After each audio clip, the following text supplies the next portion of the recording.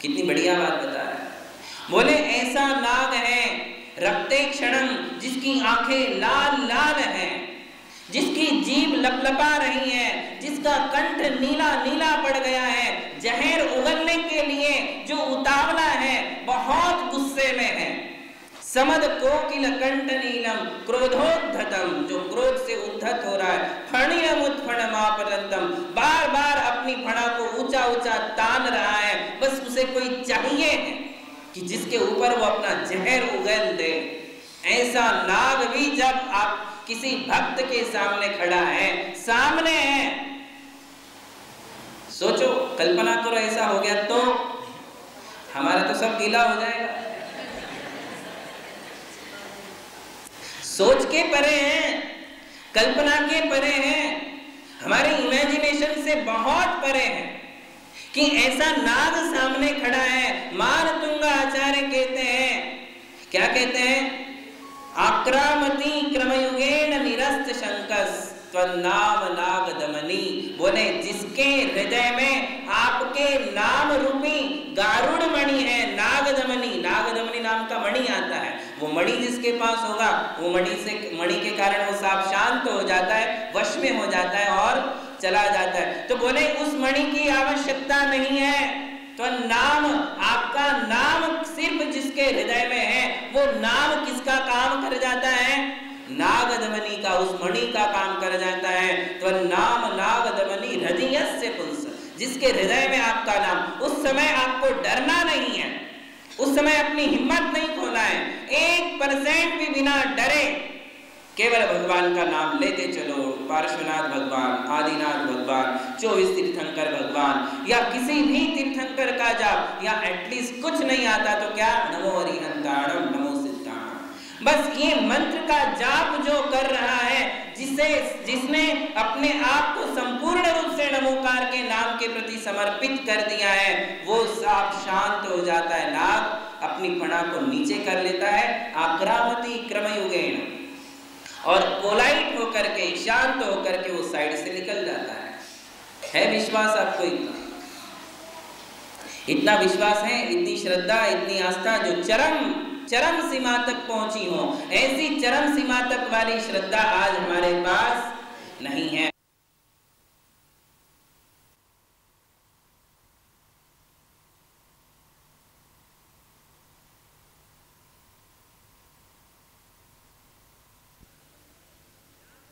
नाम में शक्ति की कोई कमी नहीं है। कमी कहाँ है? विश्वास में कमी है। आज हम इसको सोच नहीं सकते। आज हमारे लिए ये बातें झूठी लग रही होगी, काल्पनिक लग रही होगी। क्या ऐसा भी कभी संभव है? किंतु हमारे आचार्यों का विश्वास चरम सीमा का था। इसलिए देख लो, पंचम काल की घटना है कि मारतुंगा आचार्य के लिए लोहे से जकड़ करके 48 सालों के भीतर रख दिया। उनके पास वो विश्वास था, पंचम काल होने के बावजूद भी केवल नाम लेने मात्र से 48 साले तड़ करके टूट गए। पंचम काल की तो घटना है, कोई चौथे काल की है। ये विश्वास आज भी जाग जाए तो हमारे सारे काम सफल हैं। ये विश्वास आज भी जाग जाए तो हर विघ्न, हर कष्ट, हर समस्या बहुत छोटी है, बहुत छोटी। भगवान के नाम के सामने हर समस्या छोटी है। भगवान के नाम के सामने हर दुख छोटा सा है। समझ रहे? भगवान के नाम के सामने हर चिंता, हर परेशानी बहुत छोटी है। केवल अपने विश्वास को बहुत अनंत आकाश जैसा फैलाना पड़ेगा। अपने आप को पूर्ण रूप से भगवान के प्रति समर्पित करना होगा कि नमोकार के अलावा मुझे कोई भी शरण। इतना विश्वास जब जाग जाएगा तो देख लेना आपके काम चुटकी में हो जाएंगे। जो घंटों में होने वाला था मिनटों में हो जाएगा। चुटकी लगाते ही सारे काम हो जाएंगे। असफलता का कभी आपके लिए मुख नहीं देखना पड़ेगा। किसमें है ये शक्ति? नाम में। किसमें? नाम में। आप सोचो, जिनके नाम में इतनी शक्ति है, उनकी आत्मा में कितनी शक्ति होगी? वो आत्मा तो हमारे सामने है ही नहीं। वो तो समो शरण में विराज रही है। वो जहां है, हम केवल नाम ले रहे हैं। उनको भी बुलाया नहीं, हम उनके पास में भी नहीं गए, केवल अपने हृदय में क्या रखा है? उनका नाम। तव पादो मम हृदयम तव पदद्वये लीनम। ऐसा भक्त जो है, जो अपने हृदय को उनके चरणों में रखता है और उनके चरणों को अपने हृदय में रखता है, उनका नाम प्रतिपल लेता रहता है, वो भक्त कभी किसी प्रकार की समस्याओं को नहीं देखता है। उसे किसी प्रकार के कितने भी दुखों के ऊंचे ऊंचे पहाड़ आने दो, बहुत इजीली उसको पार करके वो आगे चला जाता है। ये किसका है प्रभाव? नाम का प्रभाव है।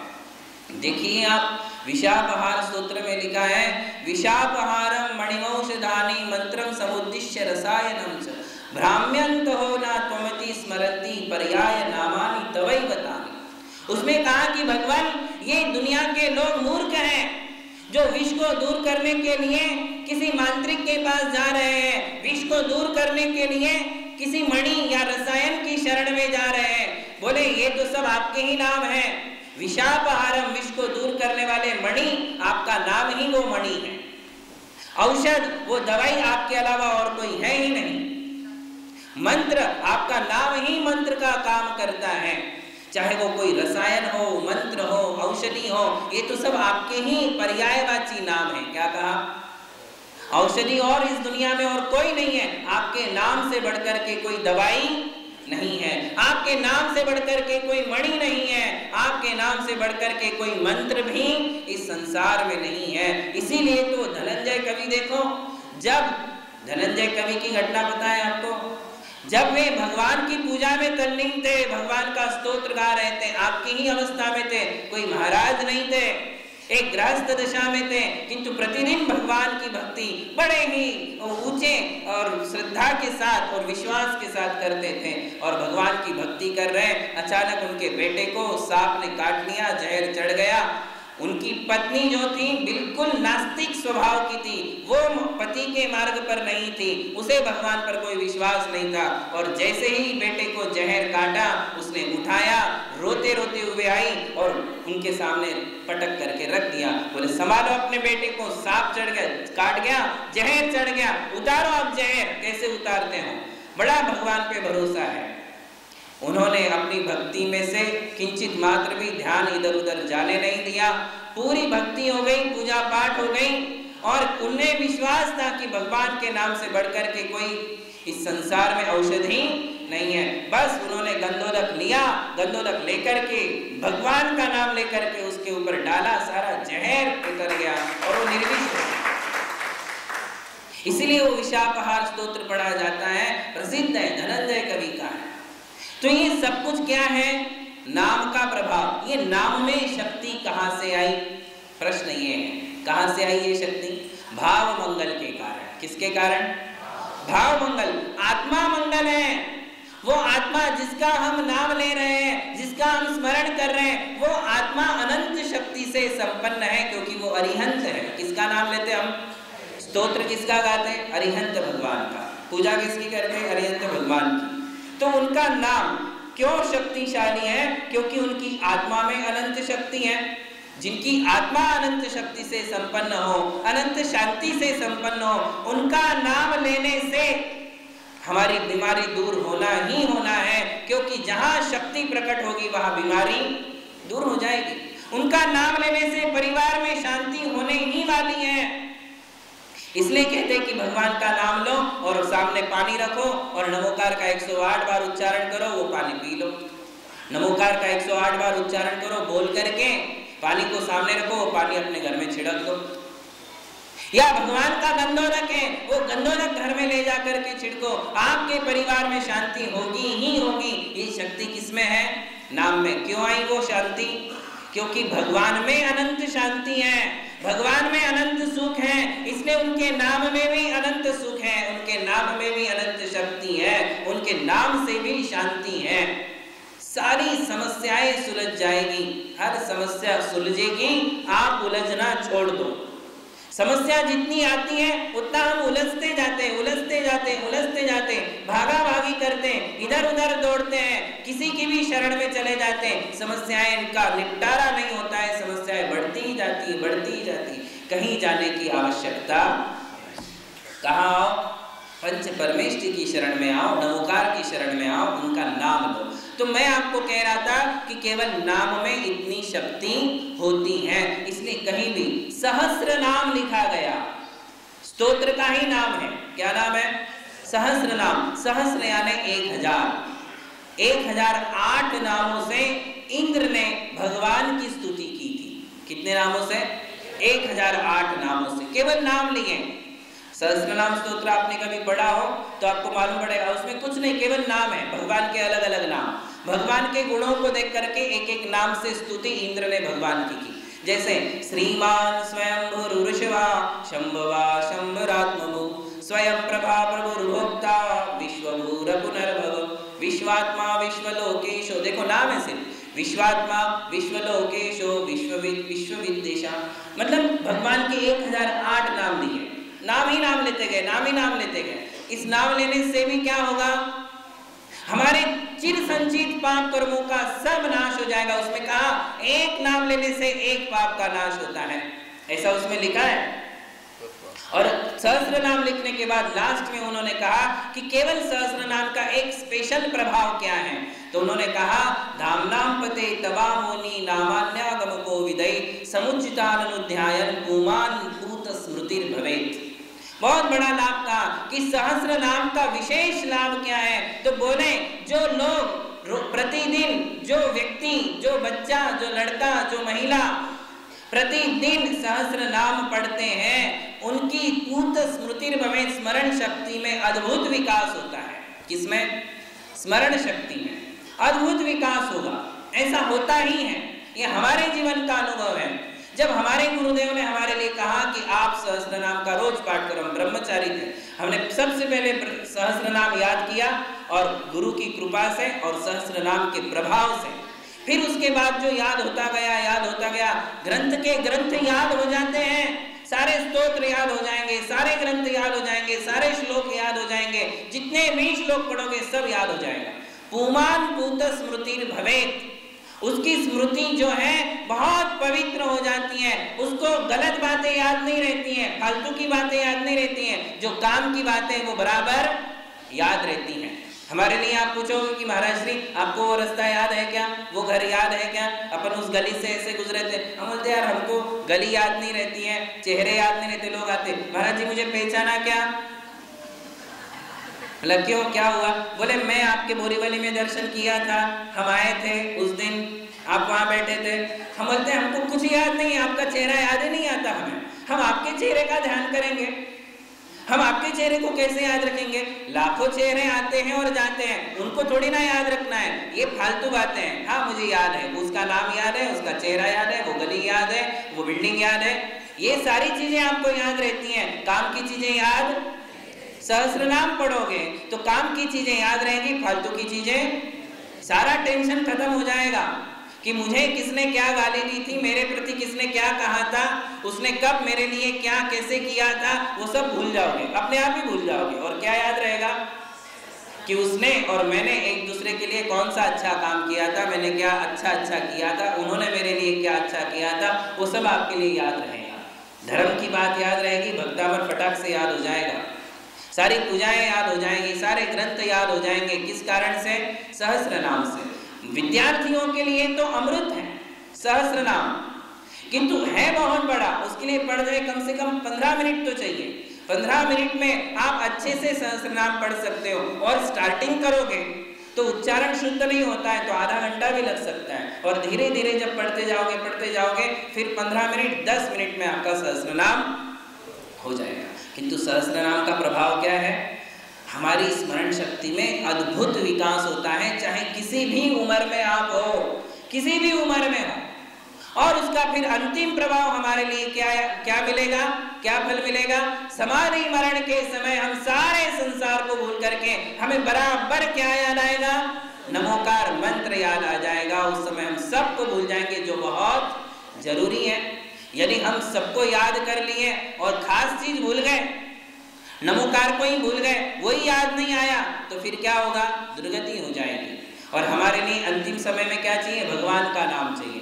जो जीवन भर भगवान का नाम लेगा, अंतिम समय में भी उसके मुख में, उसके कंठ में, उसके ध्यान में, उसके विचार में कौन होंगे? भगवान ही भगवान होंगे। और जिसने जीवन भर भगवान का नाम नहीं किया, नाम स्मरण नहीं किया, स्तुति स्तोत्र नहीं गाए, जिसने गाली गलौज ही की है, जिसने फालतू की विकथाएं की हैं, केवल पिक्चर के सॉन्ग जिसने गाए हैं, हम पिक्चर के गाने गा लेंगे, लगातार गाने को बोलो, गा लोगे आप संसार की कितनी भी बातें करने को बैठा लो, 2 घंटे 3 घंटे आपकी बातों में कैसे निकल जाएंगे आपको पता नहीं चलेगा। हम अपना समय कितना बर्बाद कर देते हैं, इसकी तरफ ध्यान दो। उतना ही समय आप भगवान का कोई स्तुति पढ़ सकते थे, भगवान का स्तोत्र पढ़ सकते थे, प्रैक्टिस कर सकते थे कि मुझे सहस्रनाम आना ही चाहिए, मैं इसको पढ़ूंगा। हर व्यक्ति अपने जीवन में हर कुछ कर सकता है। आप ठान लो केवल कि मुझे सहस्रनाम सीखना है, मुझे भक्तामर्जी सीखना है, मुझे ये याद करना है, मैं इसको याद कर लूंगा। यदि आपकी ऐसी पॉजिटिव थिंकिंग है और आप स्टार्ट करोगे, आपको याद हो जाएगा। जो 3-3 घंटे हम केवल बातों में बर्बाद कर देते हैं, बैठ गए एक बार गप्पे लगाने, 2 घंटे 3 घंटे कब निकल गए पता नहीं, बैठ गए एक बार हम टीवी देखने, 2-3 घंटे कब निकल गए पता नहीं, बैठ गए एक बार फेसबुक में, बैठ गए एक बार चैटिंग करने, तो उसमें 2-2 घंटे कब चले गए पता नहीं, और फिर कहते हो कि मेरे पास तो समय ही नहीं, मुझे तो टाइम ही नहीं। आप सोचिए कि हमारे पास टाइम कितना है, जितना मनोरंजन का टाइम है, जो विकताओं में डालने वाला समय है, वो सारा समय हम कहाँ लगा सकते हैं? भगवान के नाम में लगा सकते हैं। यदि हम ऐसा काम करते हैं तो हमारे लिए ऐहिक और पारलौकिक दोनों सुख देखने को मिलेंगे। दूसरों की चाड़ी चुगली निंदा विकथा करने से क्या मिलने वाला है? निरंतर पाप कर्म का बंध होगा। दूसरों का उपहास, दूसरों की मजाक, दूसरों की टिंगल करने से क्या मिलने वाला है? निरंतर पाप कर्म का बंध होने वाला है। देखने से, बोलने से, सुनने से हम पाप ही पाप कमा रहे हैं। वो सारा समय हम कहाँ लगा सकते हैं? दुकान में भी बैठे हो, कस्टमर नहीं है, कोई ग्राहक नहीं आया है, उतना समय आप क्या कर सकते हो? ले ली अपनी एक पुस्तक और पढ़ने लग गए कोई भी एक स्तोत्र। देखे तो जरा हमको पढ़ते आता है कि नहीं है?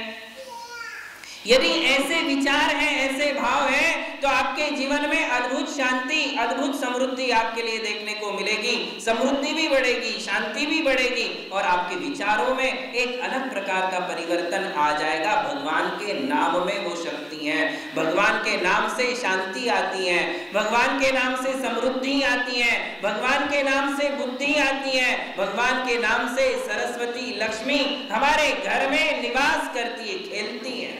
किसके कारण? केवल भगवान के नाम से। इसे कौन सा मंगल कहते हैं? नाम मंगल पहला मंगल है। और इसके बाद फिर स्थापना, द्रव्य, क्षेत्र और काल, ये मंगल आया। सबसे पहले किसे रखा गया? भाव मंगल तो छठवा है, उसे तो समझना ही है।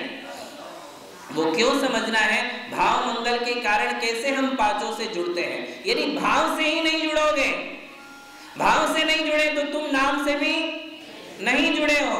जब तक तुम्हें यही नहीं पता कि अरिहंत कौन है, अरिहंत कहाँ है, कैसे है, तुम्हें उनका भाव यानी आत्मा का स्वरूप ही पता नहीं है। साधु कौन है, साधु कहाँ है, साधु कैसे होते हैं, जब तुम्हें साधु, अरिहंत, आचार्य ये भाव रूप से समझ में आएगा, तब उनका नाम लेने में तुम्हारे लिए मजा आएगा, आनंद आएगा, उनका नाम लेने में भक्ति जागेगी। और जिसे आज तक यही नहीं पता कि भगवान क्या होते हैं, गुरु क्या होते हैं, मंदिर क्या होता है, उसके लिए आप नाम दोगे भी कि तू अरिहंत सिद्ध का नाम ले, कुछ पता नहीं है, बैकग्राउंड जीरो है, और केवल नाम लेता है, तो सामान्य लाभ होगा। क्या होगा? सामान्य लाभ होगा। किंतु यदि उसके लिए आप समझा लोगे और समझ करके वो नाम लेगा, तो उससे उसके लिए भक्ति जागेगी, उसमें अतिशय जागेगा। भाव मंगल से पहले जुड़ना है, भाव के बाद हम किससे जुड़ेंगे? नाम से, फिर स्थापना से, फिर द्रव्य से, फिर क्षेत्र से। नाम के बाद स्थापना, द्रव्य, क्षेत्र और काल में क्या आता है, ये भी हम आपके लिए बताएंगे। किंतु सबसे पहले किससे जुड़ना है? नाम से जुड़ना है। किससे जुड़ना है? यदि हम नाम से नहीं, भाव से नहीं जुड़े, तो हमारा नाम से जुड़ना बेकार हो जाता है। इसलिए सबसे पहले हम भाव मंगल से जुड़े, और भाव मंगल है अरिहंत, सिद्ध, आचार्य, उपाध्याय, साधु, आरिका, माताएं, एल्लक जी, शुल्लक जी, ये सब कौन है? भाव मंगल है। कौन से मंगल है? मंदिर भाव मंगल नहीं है, मंदिर तो अचित्त मंगल है। कौन सा है? मंदिर में चेतना है, मंदिर जीव है, मूर्तियां जीव है, तीर्थ क्षेत्र, अतिशय क्षेत्र जीव है। नहीं, ये जीव मंगल नहीं है। ये तो उनके सानिध्य से पवित्र हुई है। सबसे पहले कौन आएगा? इसलिए भाव मंगल। भाव मंगल के कारण ये सब कुछ मंगल हो जाते हैं। इसकी विशेष चर्चा हम अगले दिनों में कल करेंगे। महावीर भगवान की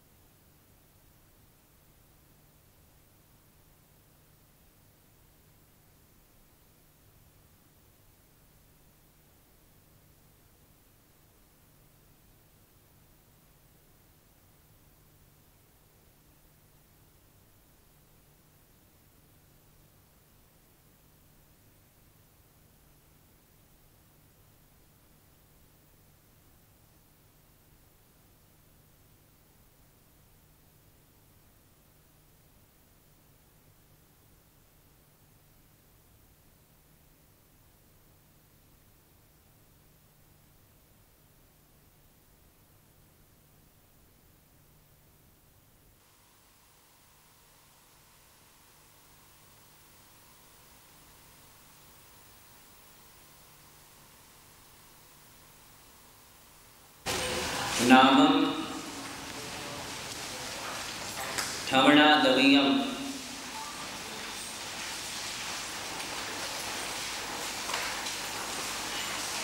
खित्तं कालं तहेव भावं च छविहो मंगल भणियों। 6 प्रकार के मंगल का वर्णन चल रहा है। उसमें से हमने नाम मंगल का वर्णन किया था आपके सामने।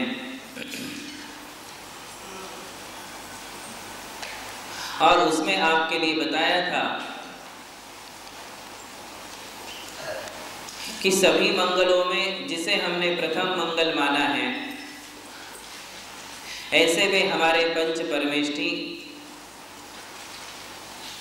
जो मंगल पर्याय से परिणमन कर रही है, जिनकी आत्मा स्वयं मंगल है, उन्हें हमने भाव मंगल में रखा कि वे भाव मंगल हैं। भाव मंगल यदि नहीं है, आत्मा यदि मंगल नहीं है, तो उसका नाम भी मंगल, उसकी स्थापना भी मंगल नहीं है, उसका द्रव्य भी मंगल नहीं है, उसका क्षेत्र भी मंगल नहीं है, उसका काल भी मंगल नहीं। समझने की कोशिश करें। यदि आत्मा पापी है, यदि आत्मा बदनाम है, यदि आत्मा किसी पाप में प्रसिद्ध हो गई है, तो ऐसी आत्मा का नाम भी हम कभी लेते नहीं हैं। बिल्कुल सरल दृष्टांत है कि जगत में राम का नाम तो रखा जाता है, किंतु रावण का नाम किसी के लिए नहीं दिया जाता है। नाम से भी हमें परहेज हो जाता है, नाम से भी हमारे लिए हेट हो जाता है, क्योंकि वो आत्मा मंगल नहीं थी। और मंगल नहीं थी, इससे भी ज्यादा बढ़कर आगे ये कि वो आत्मा विशेष पाप कर रही थी, और उस विशेष पाप के कारण उसके नाम से भी हमारे लिए द्वेष हो जाता है, उस नाम से भी हमारे लिए परहेज हो जाता है। वो नाम हमें अच्छा नहीं लगता। उसका पुतला, उसका स्टैच्यू, उसकी स्थापना, उसकी फोटो भी हमारे लिए अच्छी नहीं लगती है। बिन लादेन ने जो काम किया, उस काम के कारण उसकी आत्मा बदनाम हुई, उसकी आत्मा पापियों की श्रेणियों में आ गई, और उस श्रेणी में आने के कारण आज उसका नाम भी किसी के लिए अच्छा नहीं लगता है।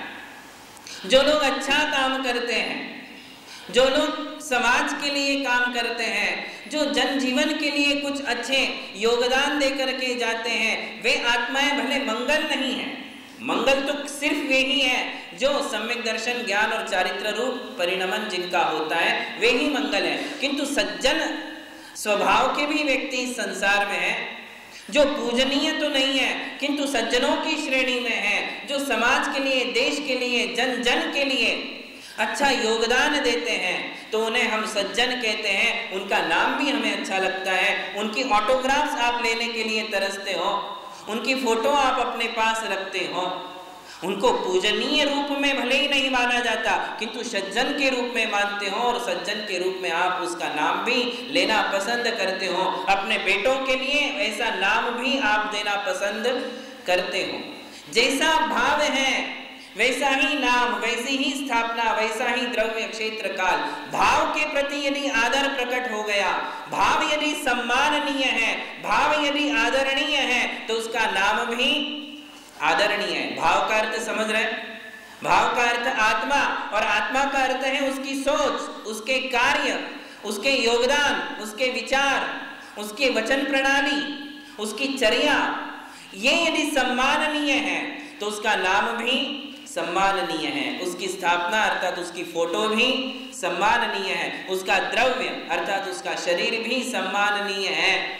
जैसा भाव होगा, भाव पूजनीय है तो ये पांचों पूजनीय है, भाव सम्माननीय है तो ये पांचों सम्माननीय अपने आप ही हो जाते हैं। और यदि भाव ठीक नहीं है, भाव गड़बड़ है, आत्मा गड़बड़ है, यदि प्रवृत्तियां खराब हैं, यदि पाप और व्यसन युक्त प्रवृत्तियां हैं, तो उसके नाम, स्थापना, द्रव्य, क्षेत्र, इन सब से भी सबके लिए परहेज हो जाता है, हम उससे दूर रहते हैं। बस यही बात हमारे लिए मंगल में भी समझना है कि जिनकी आत्मा मंगल है उनका नाम भी हमारे लिए मंगल है। जिनकी आत्मा पापों से दूर है उनका नाम हमें पापों से दूर कर देता है। जिनकी आत्मा पाप कर्मों को आत्मा से अलग कर चुकी है, या फिर जो पाप करने का क्षय, पाप क्षय करने का उद्यम कर रहे हैं, पापों की निर्जरा करने का उद्यम कर रहे हैं, ऐसे पांचों परमेष्टि जो हैं उनका नाम केवल अरिहंत, केवल सिद्ध, आचार्य, उपाध्याय, साधु। इसमें अर्थ की अनुभूति नहीं है, केवल उनका नाम मात्र भी हमारे लिए पापों को दूर करने वाला है। और ये बात आप समझ लीजिए, उस कुत्ते के लिए जो जीवनधर कुमार ने नमोकार सुनाया था, वो मरते नाग नागिन के लिए जो पार्श्व कुमार ने नमोकार सुनाया था, वो मरते बैल के लिए जो पद्मरुचि सेठ ने नमोकार सुनाया था, उस बैल को, उस नाग नागिन को या उस कुत्ते के लिए नमोकार के शब्दों के अर्थ की अनुभूति नहीं थी। उन्हें क्या मालूम नमोकार क्या है, अरिहंत कौन है, सिद्ध कौन है, आचार्य कौन है। देखिए बहुत बड़ा चिंतनीय और गंभीर विषय है। कुत्ते के लिए अरिहंत, सिद्ध, इन शब्दों का अर्थ पता नहीं, इन शब्दों का भाव पता नहीं, ये किसका नाम है ये भी पता नहीं, किंतु ये शब्द कैसे हैं? मंगल है। कैसे हैं? और मंगल होने के कारण ही उस कुत्ते का मंगल हो गया, उस नाग नागिन का मंगल हो गया, उस बैल का मंगल हो गया। दुर्गतियों से छुटकर वे सदगतियों में चले गए और अगली पर्यायों में उन्होंने धर्म प्राप्त कर लिया। केवल किसके प्रभाव से? शब्दों के प्रभाव से। वे शब्द मंगल हैं, वे शब्द पवित्र हैं, इसलिए नाम मंगल है। अरिहंत, सिद्ध, आचार्य आदि बोलिए, अथवा ऋषभनाथ, अजितनाथ, संभवनाथ, अभिनंदननाथ, बिना किसी अर्थ अनुभूति के भी आप इनका नाम मात्र लेते हो, केवल उसमें भाव किसका होना चाहिए कि ये भगवान का नाम है, ये पांच परमेष्ठियों का नाम है, तो वो शब्द क्या हो जाते हैं? मंगल हो जाते हैं। ऐसे तो आप किसी का नाम महावीर रख दो और 10 बार दिन में पुकारो, महावीर इधर आओ, महावीर आ जाओ, महावीर बैठ जाओ। इतना बोलने से तुम्हारा पाप क्षय होने वाला नहीं है, वो नाम मंगल नहीं है, क्योंकि वहां तुम्हारा लक्ष्य कौन है, उद्देश्य किसको लेकर के है? उस व्यक्ति को लेकर के हैं जो नाम से महावीर है, काम से महावीर, भावों से महावीर, जो तीर्थंकर इस पद से युक्त नहीं है, केवल नाम जिसको मिला है। देखिए केवल नाम रख लेना, नामों में भी बहुत बड़ा प्रभाव होता है। भले ही वो तीर्थंकर नहीं है, किंतु आप यदि किसी का नाम महावीर रखते हो और बार बार वो महावीर सुनता है, कभी न कभी जीवन में उसके लिए ये विचार तो आएगा ही, ये भगवान महावीर का नाम है जो मुझे मिला है, मेरे काम अच्छे होने चाहिए। नाम के अनुसार भी काम चलते हैं, वो भले मंगल नहीं है किंतु नाम का प्रभाव तो है। आजकल लोग कुछ भी नाम रखते हैं, आज कुछ भी उल्टा सीधा नाम रखते हैं, ऐसा नाम रखते हैं, ऐसे शब्द होते हैं जिनका कोई अर्थ नहीं। हम बच्चों को पूछते कि तुम्हारे नाम का अर्थ क्या है, बोले पता नहीं। मतलब पता नहीं ऐसे कैसे रख दिया। उसके माँ बाप को पूछते हैं तो बोलते पता नहीं, बोले ऐसे ही रख दिया, नाम का कोई अर्थ नहीं है। ग्रीनल, क्रीनल, सिग्नल, क्या क्या नाम रखते हैं, क्रीना, कुछ भी नाम रखते हैं। अरे यदि ऐसे नाम आप रखोगे जिनका कोई अर्थ नहीं है तो उनके जीवन को कोई अर्थ मिलने वाला। कुछ अर्थपूर्ण नाम रखिए। पहले नाम तीर्थंकरों के रखे जाते थे या सहस्र नाम में से नाम उठाया जाता था, ये परंपरा रही है। यदि हमारे घर में बेटा या बेटी हुई है तो उनको कौन सा नाम दिया जाए, इसका भी वर्णन हमारे शास्त्रों में मिलता है। नामकरण विधि की जाती है, नामकरण के संस्कार किए जाते हैं, नामकरण के मंत्रों का उच्चारण किया जाता है। वे मंत्र भी हमारे लिए प्राप्त हैं कि नामकरण संस्कार विधि कैसे करना चाहिए, एक अलग से कैसे फंक्शन आयोजन करना चाहिए और कैसे मंत्रों का उच्चारण करके उसके ऊपर अक्षतों को डालना चाहिए, ये सब विधि है। और फिर नाम कौन सा रखना चाहिए, तो कहते हैं कि भगवान के 1008 नाम है, उसमें से कोई चुन करके उसका नाम रखो। भगवान का यदि नाम रखोगे, भगवान से संबंधित, गुरु से संबंधित यदि नाम रखोगे, कहीं ना कहीं उसके जीवन में वो नाम का प्रभाव पड़ेगा ही पड़ेगा। वरना आप हनी, कईयों का नाम हनी है, लड़की का नाम हनी रख देते, उसको यदि आप 10 बार हनी हनी कहोगे तो उसको शहर याद आएगी ही आएगी। शब्दों का प्रभाव है। तो आप कुछ भी इंग्लिश नाम रख देते हो, अंग्रेजी नाम रखोगे तो अंग्रेजी काम करेगा, अंग्रेजी नाम रखोगे तो अंग्रेजों की संस्कृति अपनाएगा। और शांतिलाल, कितने बढ़िया नाम है शांति। आप दक्षिण में जाओगे, दक्षिण में अधिकतम आपको आदिनाथ उपाध्याय, शांतिनाथ उपाध्याय या ऐसे ही नाम मिलेंगे आपको। शांतिनाथ, आदिनाथ, कुंथुनाथ, अरनाथ, ऐसे नाम रखे हो, अजितनाथ, अजितलाल, ऐसे कुछ भी नाम मिलेंगे। मतलब जो तीर्थंकरों से रिलेटेड है, ऐसे अच्छे अच्छे नाम पहले रखे जाते थे। आज वैसी जो है अवस्था नहीं रही है, कुछ भी उल्टे सीधे नाम रख देते हैं, बोल भी नहीं सकते हैं, बोलने में भी कोई मजा नहीं आता है। तो नाम का अपना प्रभाव है। खैर वो विषय अलग है, किंतु हमारा विषय ये है कि नाम, कौन सा नाम मंगल है, जिनकी आत्मा मंगल है, जिनकी आत्मा मंगल है उनका नाम भी मंगल है। तो आत्मा को पहले ढूंढना है कि कौन सी आत्मा मंगल है पांचों परमेष्टियों की। देखिए, भाव के बिना इन पांचों से हम संबंध नहीं साध सकते। जिनके साथ आपका भावात्मक जुड़ाव हो जाता है, देख लीजिए, एग्जाम्पल देता हूं मैं आपको। जिनके साथ आपका भावात्मक जुड़ाव हो जाता है, उनके साथ जो है आपको उनके नाम से, उनके क्षेत्र से, उनके काल से, उनके भाव से भी आपका जुड़ाव हो जाता है। एग्जाम्पल मैं आपके लिए देता हूं, देखिए कैसे होता है। सगाई होती है, सगाई हो जाने के बाद वो लड़का और लड़की, इनका कौन सा जुड़ाव हुआ, भावात्मक जुड़ाव हुआ। कौन सा हुआ, भावात्मक जुड़ाव होने के बाद आप देखिए पांचों से जुड़ाव हो जाता है। यदि भाव से ही जुड़ाव नहीं है तो फिर नाम से, द्रव्य से, स्थापना से, क्षेत्र से, काल से भी आपका जुड़ाव नहीं होगा। जब सगाई हो जाती है तो पहला उनका ये प्यार होता है या प्रेम होता है, जुड़ाव होता है, भावात्मक जुड़ाव होता है, जुड़ जाते हैं। और जब जुड़ते हैं तो एक दूसरे का नाम भी उन्हें पसंद आता है। एक दूसरे का नाम लेंगे, एक दूसरे का नाम लिखेंगे, डायरी में उनका नाम नोट करेंगे, मोबाइल में उनका नाम नोट करेंगे, सब जगह उनका नाम, वही नाम पसंद है। सगाई के पहले उससे कोई संबंध नहीं था, तब तक उसके नाम से भी जुड़ा। जब तक आत्मा का आत्मा से जुड़ाव नहीं हुआ, राग नहीं हुआ, संबंध नहीं हुआ, तब तक नाम से भी कोई लगाव नहीं था। और जब सगाई हो गई, दोनों का आपस में संबंध हुआ, तो नाम से भी प्यार हो गया, क्योंकि भाव से जुड़े हैं इसलिए नाम से भी जुड़ गए। फिर स्थापना पे आइए। स्थापना का अर्थ, अब यहाँ स्टैचू मत लीजिए, फोटो लीजिए। कौन सी फोटो पसंद आती है? सपने में भी वही चेहरा याद आता है। यदि आप डायरी में देखोगे तो उसकी फोटो है, मोबाइल में देखो उसकी फोटो है, लैपटॉप का स्क्रीन सेवर उसी की फोटो है। भगवान की फोटो भूल जाते, गुरु की फोटो भूल जाते, एक ही फोटो नजर आती है। क्यों नजर आती है? सब लोग याद कर रहे हैं अपनी अपनी सगाई।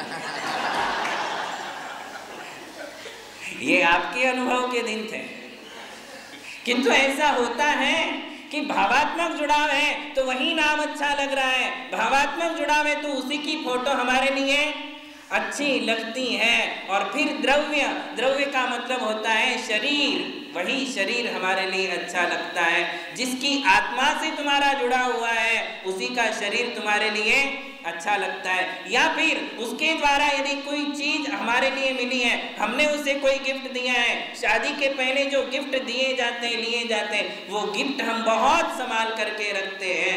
ये कौन सा जुड़ाव है? द्रव्य से जुड़ाव। क्यों है द्रव्य से जुड़ाव? क्योंकि आत्मा से जुड़ाव है। द्रव्य देख लीजिए, वो कौन सी फिंगर रिंग होती है ना, उस रिंग को कितना संभाल के रखते हो, क्यों है उस रिंग से इतना प्यार? वही रिंग रह जाएगी, इधर उधर की गिर जाए तो उतना हमारे लिए दुख नहीं होगा, वो तो गिर गई तो बहुत ज्यादा दुख होता है। किससे जुड़ा हो गया? द्रव्य से। किससे जुड़ा हुआ? उसने जो ड्रेस ला करके दिया है वो ड्रेस बहुत अच्छा लगेगा, उसने जो कोई भी कॉस्मेटिक की चीजें ला करके दी है वो कॉस्मेटिक की चीजें बहुत अच्छी लगेगी। जो भी गिफ्ट में आएगा उससे हमारा बहुत ज्यादा महत्व हो जाता है, उससे हम बहुत संभाल करके रखते हैं। ये कौन सा जुड़ाव है? द्रव्य का जुड़ाव है। क्यों? क्योंकि भावों से जुड़ा हो गया है, सगाई हो गई है, लीगल संबंध है। इलीगल भी हो जाते हैं, बिना सगाई के भी संबंध है, किंतु वहां भी ये सारे जुड़ाव देखने को मिलते हैं। वो नाम से, उसकी स्थापना से, उसके द्रव्य से प्रेम हो जाता है। अब देखिए क्षेत्र, वही गांव अच्छा लगता है जहां की वो है। ये केवल शादी के पहले की बात है। शादी के बाद यदि जुड़ाव है तो ठीक, जुड़ाव बिखर गया तो फिर नाम भी अच्छा नहीं लगता, फोटो भी अच्छी नहीं लगती, तो द्रव्य भी अच्छा नहीं लगता है और वो क्षेत्र भी। बोलते तू जा तेरे पियर, मैं लेने नहीं आऊंगा, मैं छोड़ने नहीं आऊंगा। और जब तक शादी नहीं हुई है तब तक ऐसा लगता है कि कब जाऊंगा, कब जाऊंगा, कब मिलने जाऊंगा। वही गांव, वही क्षेत्र अच्छा लगता है जहां वो रहती है, जहां वो रहता है। पवनंजय के साथ यही तो हुआ। शादी के पहले जब अंजना के साथ होने वाली थी सगाई, शादी होने के पहले कितना ज्यादा जुड़ाव था, इतना ज्यादा जुड़ाव था कि 3 दिन भी वो रुक नहीं पाया। 3 दिन बाद शादी होने वाली थी, किंतु 3 दिन पहले ही आकुलता बढ़ गई कि नहीं, पहले एक बार मैं देखने जाऊंगा। सब कुछ अच्छा लगता है। जैसे कोई धतूरा खा लेता है तो धतूरा खाने के बाद सब कुछ कैसे दिखता है? सब पीला पीला दिखता है। वैसे ही वो सगाई भी एक प्रकार का धतूरे का नशा है। जब वो हो जाती है तो उसके बाद शादी तक उसकी उम्र है कितनी? उस प्यार की उम्र शादी तक ही है। उसके बाद जो आगे बढ़ा दे वो बढ़ा दे, वरना बहुत मुश्किल है। तो वो उसका शरीर अच्छा लग रहा है, उसका क्षेत्र अच्छा लग रहा है, हम उस गांव में जाएंगे, भागते हुए जाएंगे, मिलेंगे। सगाई के पहले इसकी बहुत, सगाई के साथ ये सारी चीजें बहुत बढ़ जाती हैं। और फिर आता है काल। काल से भी जुड़ा हो जाता है। कैसे जुड़ा होता है पता है? आपको ही पता है, हमें नहीं पता। काल उस आत्मा से जुड़ा है, इसलिए उस व्यक्ति से प्यार है, और जिससे हमें प्यार है तो वो उसके सोने का समय मेरे सोने का समय हो जाता है, उसके उठने का समय तुम्हारे उठने का। बोले जब तक तेरी घंटी नहीं बजेगी तब तक नहीं उठूंगा, जब तक मिस कॉल नहीं आएगा तब तक नहीं उठूंगा। गुड मॉर्निंग और गुड नाइट होगा ही होगा। लंच भी करेंगे फोन करके, तुम भी खा रहे मैं भी खाता हूँ। डिनर भी करेंगे, तुम खा रही हो, तुमने स्टार्ट किया मैं भी स्टार्ट करता हूँ। वो खाने पीने का, रहने ओढ़ने का, सोने का समय भी एक हो जाता है। किससे जुड़ा हो गया? मूल में जुड़ाव किससे है? भावों से। अब आप समझ गए ना? अब आपको आगे की सारी कहानी बहुत जल्दी समझ में आ जाएगी। आपका एग्जाम्पल होना चाहिए तो आप बराबर समझ जाते हो। मूल में जुड़ाव किससे है? भावों से। और भाव से जुड़ाव है इसलिए नाम से भी है, स्थापना से भी है, क्षेत्र से भी है, द्रव्य से भी और काल से भी है। चारों से, पांचों से जुड़ाव हो जाता है। और यदि भाव में बिखराव हो गया, यदि भाव में तनातनी हो गई, यदि तुम्हारे दोनों में आपस में परस्पर वैर होने लग गया, मिसअंडरस्टैंडिंग होने लग गई। अब यदि तुम वो एक दूसरे को पसंद नहीं कर रहे हो, अब तुम एक दूसरे को लाइक नहीं करते हो, अब तुम्हें कोई अच्छा नहीं लगता है, फिर उसका नाम भी तुम्हें अच्छा नहीं लगेगा, उसकी फोटो भी अच्छी नहीं लगेगी, उसका शरीर भी अच्छा नहीं लगेगा, उसका गाँव भी अच्छा नहीं लगेगा और उसका समय भी तुम्हें अच्छा नहीं लगेगा, बिल्कुल बिखर जाएगा। ये सब क्या है? भाव। भाव जैसे चलेंगे वैसे ही इन सब से हमारा जुड़ाव या इनसे बिखराव हमारा हो जाया करता है। बस ऐसे ही ये मंगल की बात है। ये पांचों परमेष्ठी मंगल है, 24 तीर्थंकर मंगल है, इसलिए इनका नाम भी, इनकी स्थापना भी, आज स्थापना की चर्चा है, कल तक नाम की बात बताई, स्थापना भी मंगल है, इनकी फोटो भी मंगल है। कई लोग कहते हैं कि ये भगवान की जो फोटो है इसकी तो पंचकल्याणक हुई नहीं, इसकी तो प्रतिष्ठा हुई नहीं, क्या हम इससे नमस्कार कर सकते हैं? क्या हम इसकी पूजा कर सकते हैं? अरे क्यों नहीं कर सकते हो? आखिर फोटो किसकी है? भगवान की है। उन्हें यदि आप बोलोगे कि इस फोटो को नीचे रख, तुम्हारी नीचे रखने की हिम्मत होगी? क्या तुम उसका अभिनय कर सकते हो? इसका मतलब ही है कि उसमें तुम्हारे कौन से भाव है? भगवान के भाव है। तुमने बुद्धि से उसमें स्थापना कर दी।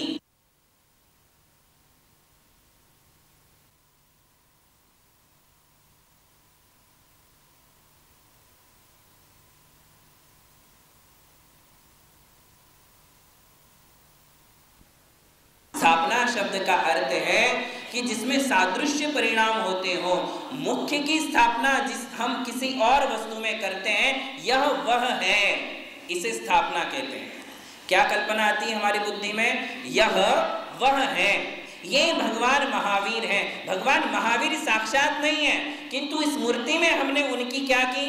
कल्पना की, उनकी कल्पना की, और उसके बाद रहस्य शास्त्र के अनुसार उनकी पंचकल्याण प्रतिष्ठा की, मंत्रोच्चारण किया, उसके लिए सूर्य मंत्र दिए, अंकन्यास किया और अनेक प्रकार की विधियां की। उसके बाद हमने उसे क्या स्वीकार किया?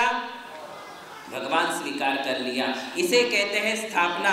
जो मुख्य की, किसी और वस्तु की किसी और वस्तु में जो कल्पना की जाती है उसे हम क्या कहते हैं? स्थापना कहते हैं। स्थापना भी मंगल होती है। यदि रावण का पुतला अमंगल है, क्योंकि रावण अमंगल था, तो उसका पुतला कोई नहीं चाहेगा, उसकी स्टैचू, उसकी मूर्ति कोई नहीं चाहेगा, तो फिर आप ऐसा ही उल्टा समझ लीजिए कि भगवान हमारे गुरु ये पूजनीय है, हमारे लिए वंदनीय है, तो ये मंगल है, इसलिए इनकी मूर्ति भी हमारे लिए क्या है? मंगल शब्द का अर्थ यहाँ लगाइए। वह स्थापना, वह मूर्ति हमारे पापों का नाश करने वाली है। मंगल शब्द का अर्थ सब जगह लगाना।